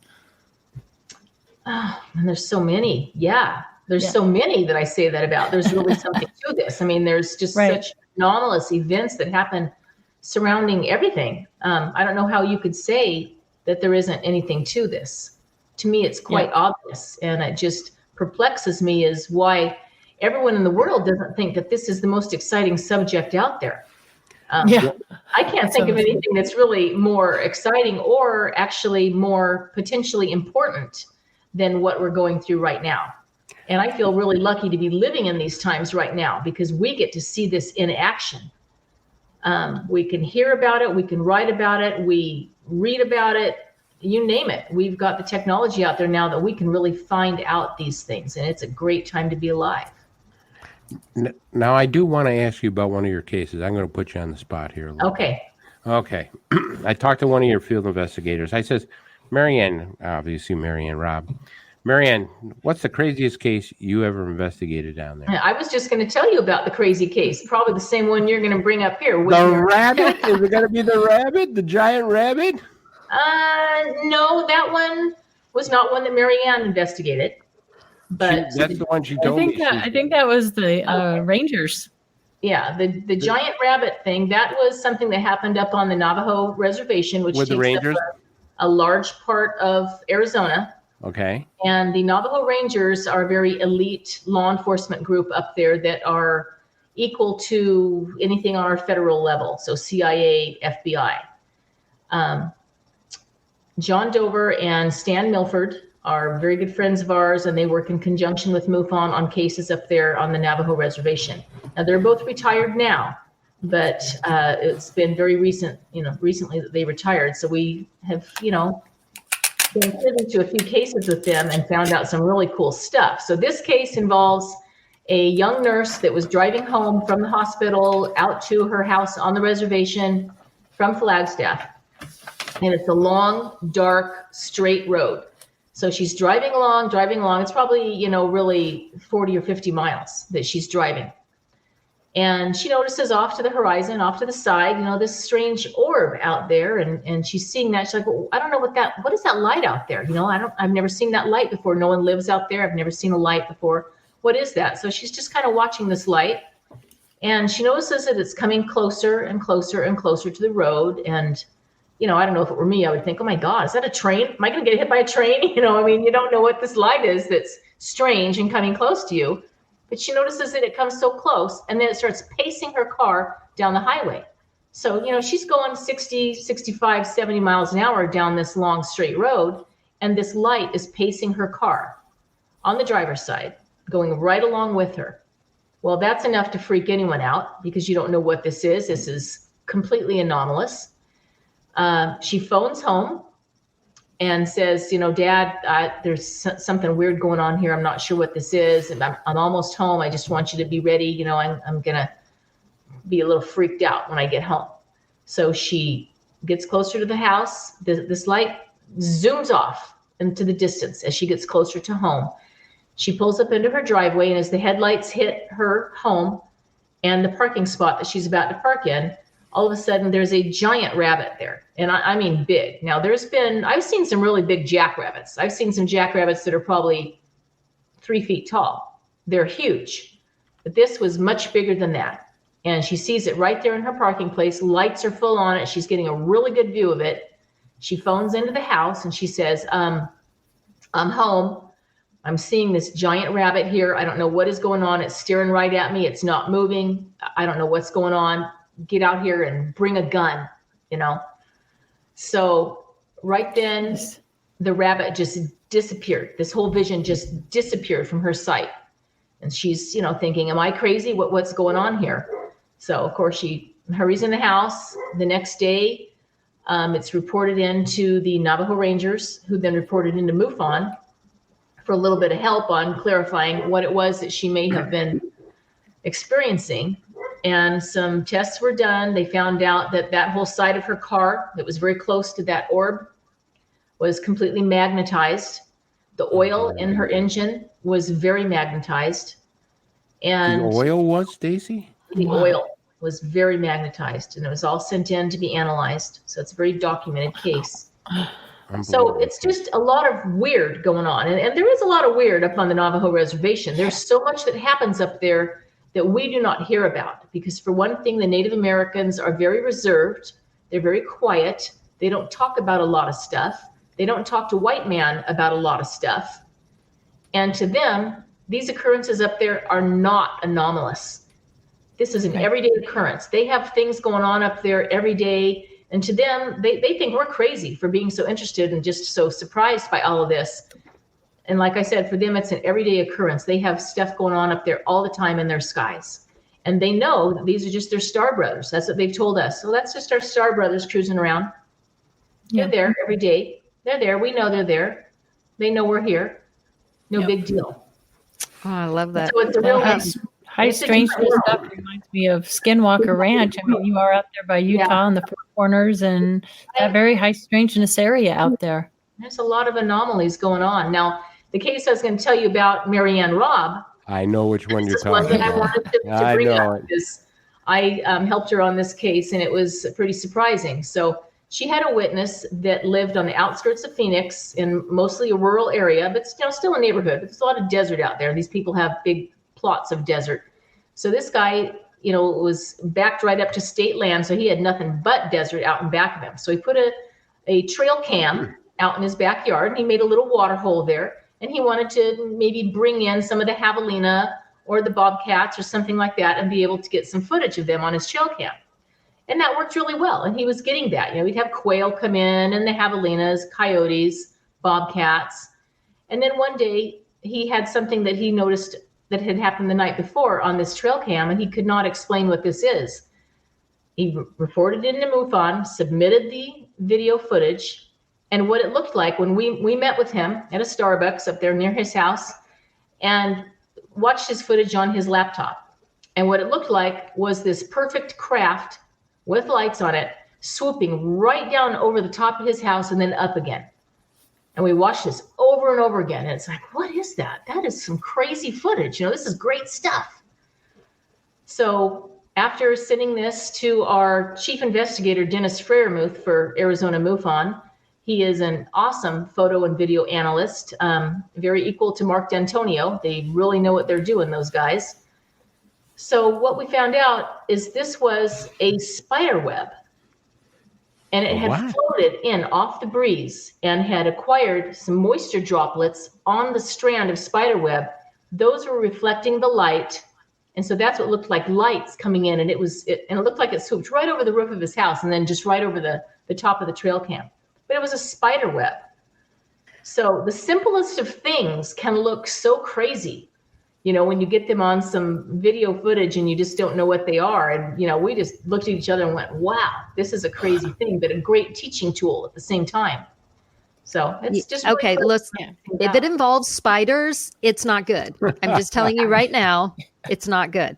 Yeah, I remember you and spiders. Yes. Yeah. Me and spiders don't get along. So you mentioned the Navajo Rangers a couple times. They're actual former Navajo Rangers, and they now go by the Paranormal Rangers, right? I was just wondering if you, for anyone who doesn't know, we did actually talk about them a little bit in the boot camp video that we ran last week, but you're so lucky to have them out there. They're so good at what they do. I would just love if you could talk about them for a couple minutes and just catch everybody else up on them. Sure. Well, these guys are the best at what they do. They actually teach some of the courses to the CIA and to the FBI. They're really good at what they do. They live up there on the land. They are expert trackers. They are expert forensic field investigators. They are great shots. They can do everything up there. They have Bigfoot sightings that they investigate that you would think, in the desert? Seriously, Bigfoot up there? Well, it's rugged, mountainous, high desert up there, but there's mountains too. But, you know, mostly desert. And you think, Bigfoot, really? But yeah, Bigfoot sightings, a lot of them up there on the reservation. So these guys are involved with everything that law enforcement would be involved in, not traffic stops and stuff like that, but the really big stuff. Okay, they've been into the whole cartel stuff, cattle rustling, and then there's the skinwalkers. And the Navajo people don't really like to even say the word skinwalker. John Dover and Stan Milford will say SW when we talk to them about that.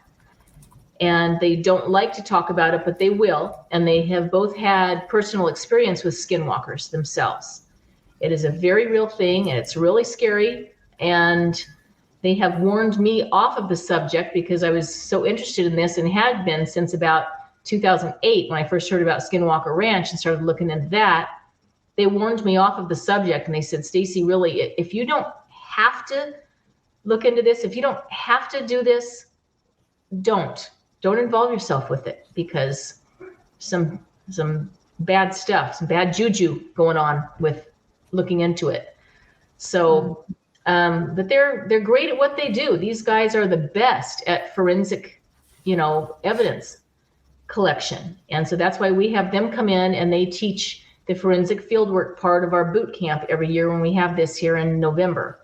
And we give them, a full day, pretty much. We give them 2 half days, and they teach us out there and they test us, and they go about it with just the most calm demeanor. They are so grounded. They are so logical. They're so reserved, but they've got the best sense of humor ever. And they just really make it a lot of fun, and everyone totally enjoys meeting them. Yeah, they are the best. I really enjoyed talking to them out there, and yeah, they're so knowledgeable. You brought up Skinwalker, and it made me want to ask you another question. There are some people that they have UFOs, all things ufology here, and paranormal you know, that encompasses a lot, obviously, but they keep it very separate. I'm one of those people that, to me, it's all tied together. And I think you're kind of along that line of thinking too. I'm wondering if that was from any personal experience or from perhaps having cases where you could see where the two overlapped. How did you get into that way of thinking about it? Not really through personal experiences, just hanging out with weird people all the time, I guess. So, you know, the people are involved in all kinds of things. There's the ghosty people, there's the skinwalker people, there's the UFO people, you know, but when you look at this whole subject, you can see that somehow they are related. Somehow they are all the paranormal. Somehow they are something that we cannot see in our spectrum of vision. There's something that's right there, but we cannot grasp it. But it's there because we have the evidence of it being there. No proof. And people need to really realize that there's a big difference between evidence and proof, but it's there. And we have yet to uncover the secrets behind that. So the whole skinwalker thing, you know, I think that it's mostly people kind of tie that in with maybe some UFO stuff because of everything that's happening at Skinwalker Ranch. That's been going on for decades, probably millennia. Really, in that one spot. I think there's just something about that geologic spot that's bringing this on. But because Skinwalker Ranch had the whole gamut of everything going on there, they had Bigfoot sightings, they had giant bulletproof wolves, they had UFO sightings, they had cattle mutilations, they had UFOs in the sky, you know, all the time. There was just a constant sense of impending doom there and fear. And, you know, it just kind of somehow all went into the same pot. That is amazing. Anyways, I got two questions for you. Well, okay. I'll start with the first one. The first one is when you go on Native American land, you have to go through some kind of ritual. Is that correct? Before you can go out there and investigate anything? Well, they don't let a lot of people go out on the land. We had the opportunity to go with the Rangers and John Dover's son and daughter out onto, when you go out onto the land, it's not just that you're driving across the reservation, you're going out onto the land. That's a whole separate thing where you're going onto sacred space, basically. And they did tell us that some of the places that they took us out there are places that no white man had ever set foot before. We were the first white people out there. So completely honored to be given that opportunity. And we saw some things out there that was really cool.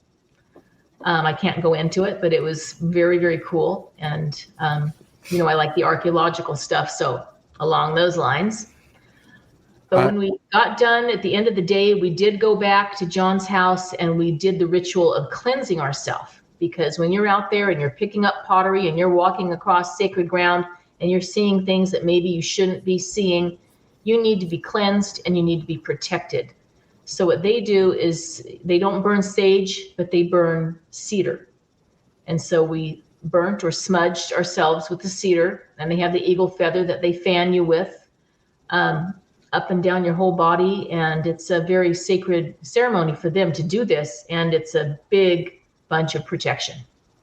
Now, anything with UFOs and Bigfoots in your neck of the woods? We don't get much UFO and Bigfoots up here in New York. Not much, really. You know, I mean, I love the whole Bigfoot phenomenon. I always have. I don't know, even as a kid, you know, it was always fun. And I lived up in North Idaho for a lot of years. So, you know, I was always hoping I'd see a Bigfoot. I never did see one. Right. But yeah, it's just a great subject. I love it. Right. But I've never. Go ahead. I know that's a controversy whether they're connected to one another, you know, the high strangeness locations. So that's a great question, Chris. Thanks for asking that one. It's something I'm always curious about as well, you know. So there have been a lot of reports of Bigfoots being seen in the area at the same time that there's UFO sightings. So, you know, you can draw a correlation there if you want to. It might be two separate events, but, you know, there's a coincidence there. Yeah. Right. That high strangeness stuff is my wheelhouse for sure. Yeah. Now, your assistant director, Shane Hurd, he's your assistant director. Okay. I talked to him a while back, and he told me about some crazy case he investigated where they got a judge involved with an order of protection. You know what I'm talking about? We did a few cases as a group. It might be one of the ones he was mentioning. He was mentioning, he was telling me, and he came on my other radio station, and he said, Chris, I had this lady who filed for an order of protection because she says the neighbor down the road is an alien, and he's been coming in my bedroom at night. Right. And the judge actually issued an order of protection. Well, she was very convincing when she was in front of the judge and telling him that this person had assaulted her in the night, and she knew who it was. And yeah, so that's kind of all it takes to get a restraining order. You still have to, prove a lot on that case. But yeah, she did get a restraining order, and she said that he was, a demon or an alien or something. She couldn't quite put a name on what he was, but she knew he was bad, and he was able to remotely come after her and attack her. So yeah, that was a really weird case. There was 4 or 5 of us on that. And yeah, that's and weird. The really cool thing about our team here of field investigators in Arizona is that we have 7 law enforcement people as field investigators. So I think that's a pretty cool number. It's very cool that police work, investigative work for the police is very close to the investigative work that MUFON puts out there. A little different subject matter, but the scenarios, the protocols are the same.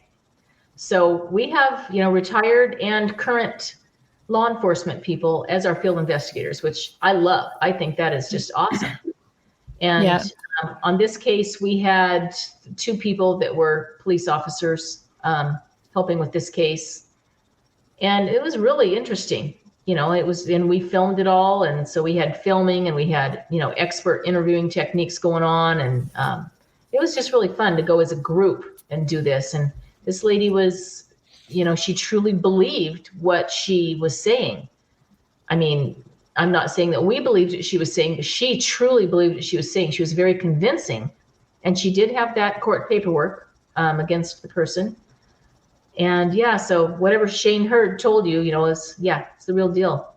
And Shane's a great guy. He's such a good researcher. He's a great speaker. He's just so capable of doing so much. And he's the person that I rely on to do a lot of training for our field investigators as well. Right. That's so interesting. I've never heard of a court order like that for something, ET or whatever the case may be that was attacking her, incubus, succubus, who knows what. Yeah. So that's really fascinating. And Marianne, Rob, and your police officers, that's one of my favorite parts of the training is the interviewing techniques that they do. But we're going to switch gears here. I'm going to ask you a question. I would like to hear more about your 2013 Roswell dig that Phoenix MUFON was involved in. What was that about with Don Schmidt? That was great fun, and we're looking forward to doing it again with him. Don had been a guest speaker to Phoenix MUFON 2 or 3 times, and just really, saw the value of our group here, that there was a lot of very hardworking, very interesting, qualified people here. And so when he put together this dig in 2013, he asked Phoenix MUFON to come over and be the workers for it.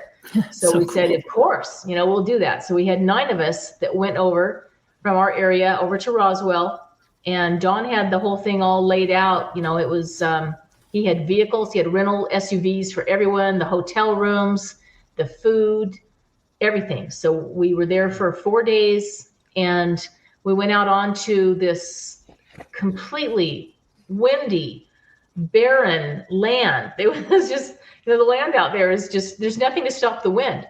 It's just this constant wind that just blows and blows and blows. And it was cold. It was 27 degrees in the morning when we got out there, and then it warmed up in the day, but not hot. It warmed up where you could wear a t-shirt out there, but the wind was incessant. Your face was just burned because of the wind. It looked like a giant sunburn, but it was a wind burn. But we had a great 4 days out there, and we had everything, done very scientifically. Everything was documented. It was logged. We had everything gridded off into 10-foot spaces forever. We had metal detecting equipment, ground penetrating radar, and Don had this whole thing really set up. So there was probably 20 people out there working, and we worked from sunup to sundown. I mean, we left before the sun came up because it's about 100-mile drive from Roswell out to the site near Corona. So it was a fast drive out there, and then we got back well after dark, and it was very tiring, but really rewarding. It was just great fun out there. We learned how to dig, how to persevere, how to find a place to go to the bathroom where there's nothing to hide behind out there in this giant barren land. Did you find anything of a craft at all? We found a lot of weird stuff out there. We found a bunch of nails. I mean, there was just hundreds of thousands of nails out there.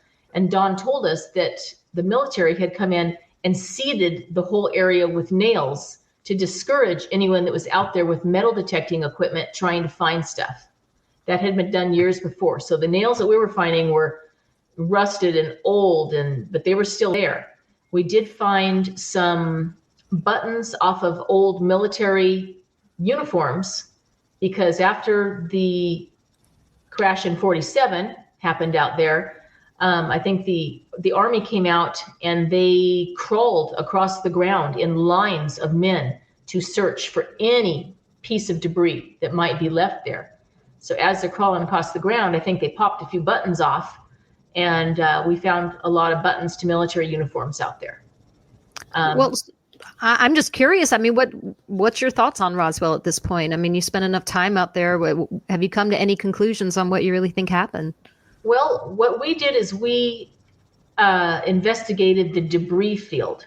So this would have been where, if this were all true, the craft came down and crashed onto the ground, bounced, crashed again, and the debris, which would have been flying up through the air, was scattered by whatever winds were happening at the time. And there's documented weather, information. So we knew what direction the winds and how far the wind would have scattered this debris.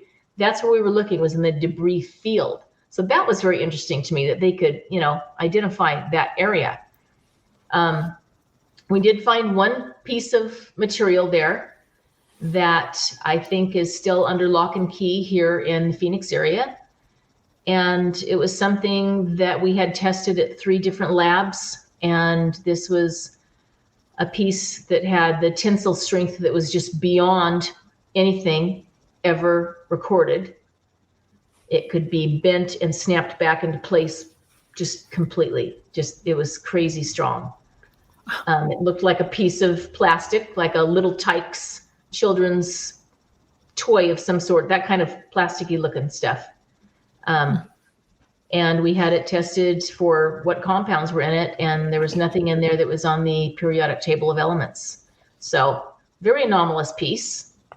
That's all I can say about it right now, because it's not been made public until now. But yeah. We have an exclusive. Yes, we do have an exclusive. Wow. We need protection around Stacey's home. Oh my gosh. And yet whatever magical materials they had, I guess it wasn't enough to save them, or, so it was great fun. I mean, we were out there, at Mac Brazel's ranch, and I mean, we saw everything out there, and we covered a lot of ground, and it was really cool. So yeah, I think that, the reports out there, we actually had, the grandmother of, I think it was Mac Brazel's grandmother. I'm pretty sure she met us out there, and she was young at the time, but she remembers going out there on the land. So she was out there with us. We had, I think, 4 film crews from around the world out there filming, and it was really cool. It was quite an experience. And so Dawn keeps planning for us to go back and do this. We just can't quite get the timing right, or the funding. It takes a lot of funding to put this together. So we want to go back out and try to look at a different area. And there's a lot of land to look at out there. Yeah. Well, report back to us when you have something more. I've got another question for you. This is kind of a fun one. I mean, if you came face to face with an alien and you had one question for them, what would it be? Oh, wow. I don't know. I have so many questions. I don't know. You put me on the spot on that one. I can't think of one question that I would ask. I think I would want to ask about, really the origins of mankind. I'm super interested in that. I've read a lot of different things, and I'd like to put those pieces into some kind of order if I could. Yeah. That's a great question, Stacey. And I just think that, the scientists say that this planet has turned itself over 4 or 5 times. So everything has restarted that many times. So I think that the different beings that people are saying that have visited this planet, I think, maybe once upon a time, one of those visitors was the Pleiadians. Maybe before that, it was the reptilians. Maybe one time it was the Arcturians. I think the last people that visited this planet and tried to civilize us was the Anunnaki. So everyone has their different viewpoints on the timeline of everything. But when you look at the giant timeline of this planet, I think that maybe that might be something to look into, that, it's as it turned over and another species came in and said, we're going to give this a try now for a while. Let's see what we can do with these guys. I think that maybe the stories remain from the reptilians or whatever, because it did happen once upon a time, but maybe not all at the same time. Stacey, I know you're a go-getter, and you're like a jet. You take off with Phoenix MUFON. But my question to you is, where do you want to take Phoenix MUFON next? What do you want to do? What is your next goal for Phoenix MUFON? Well, I just, we're really all about educating the public. Right now, we have this beautiful venue that we meet at. It's the Arizona Historical Society Museum. It's a giant, beautiful state-run organization. And they actually found us and invited us to come there and have our meetings there. They have a big auditorium inside the museum. And the museum itself is about the size of like 4 Costco's. It's huge, huge, beautiful marble travertine, just a gorgeous museum. And they have a big auditorium in there that seats 300 people. So that's where we have our monthly meetings, and we filled it up once. That was with David Paulides speaking. We filled that place up. We normally have between 150 and 200 people attending our meetings. And so we like to bring in these big speakers because we can, and we make it affordable for people to come and hear these big speakers. It's only $15 admission is what we charge for 3 hours. So it's a great entertainment value and educational value. So we just, want to bring the word out to people that there's something going on here and you can look into this. You don't just have to watch YouTubes. You can come and hear it from the source, and you can meet that source, and you can really, we like to stir the pot a little bit too. We'll bring in controversial subjects, because what better way to start your research than to go home and start doing it yourself? If you hear something that you don't quite agree with, or something that you really love, you can go home and you can look at that yourself. And that's what people should be doing, is their own research. So I would just like to see people learning and being educated and being, privy to this information. There's a lot of great stuff out there. So we're just continuing on. We, have found just this great success in Phoenix because it was just prime for us to start this. And people just came to us. People just started flocking in and wanting to hear this, and being interested and wanting to join the group. And it just happened. I don't think it was anything that I did specifically. It just was time for it to happen. And I just happened to be, one of the leaders of it. Oh, I don't know that it's nothing that you did. I think you're being really humble. I think you came in and really took charge, and you've created something amazing there, and something that you and I talked about when I was out there. I said, I get a little intimidated. Would I have enough time, to be an investigator and stuff? And we just have a couple minutes left. But what would you say to maybe anybody listening thinking, well, yeah, I'm so passionate about this, but maybe I don't have enough time to dedicate to it. I don't know. What would you say to that? I would say try it. You'll never know until you try it. You will like it. There's all kinds of ways that you can be involved. You can be, it's all volunteer, but you can come and help put on meetings. You can host people in your homes. You can donate things. You can become a field investigator, which is really, like Doug said, the backbone of the organization. This is what we thrive on. We need people to come and be good field investigators, and it doesn't take as much time as what people think it's going to. It doesn't take as much equipment. It doesn't take as much money as maybe you've been told that it does. You can be a great field investigator and get great training from one of our seasoned field investigators to help you along. And if it becomes a little much, we'll back you off a little bit. But, it's just, if you don't try it, you'll never know. And it's something that is so rewarding. You will find out things that other people just simply don't know about. And, if you've got a life of curiosity going on, like probably 80% of us do, you're going to love it. Awesome. Thank you for that. Good plug. Yeah. Yes, great. Awesome. Thank you, Stacey, so much. We are unfortunately out of time. You have been a fantastic guest. I could talk to you for another hour. We all could. I have always admired your quiet leadership skills. You're amazing, and Phoenix MUFON is amazing. I want to thank you so much, Stacey, for taking the time to be here. I want to thank my co-hosts, Katie Cook and Krista Perno, so much. Thank you, amazing co-hosts. And as always, thank you to Bill Skywatcher and assistant producer Amanda Curran. And it was another great show, and I'm looking forward to doing this next week. So everybody have a fantastic night. Again, if you have a sighting, check out MUFON. Go to MUFON.com. Oh, and here's our guest. Let's plug our guest again for next week. Oh, yeah. Next week, we have David Marler. So be sure to check in, and we're going to dive deep into that archives that he has. And it's going to be great. So we'll see you all next week. Thanks, guys. Thanks, Stacey. Thank you so much.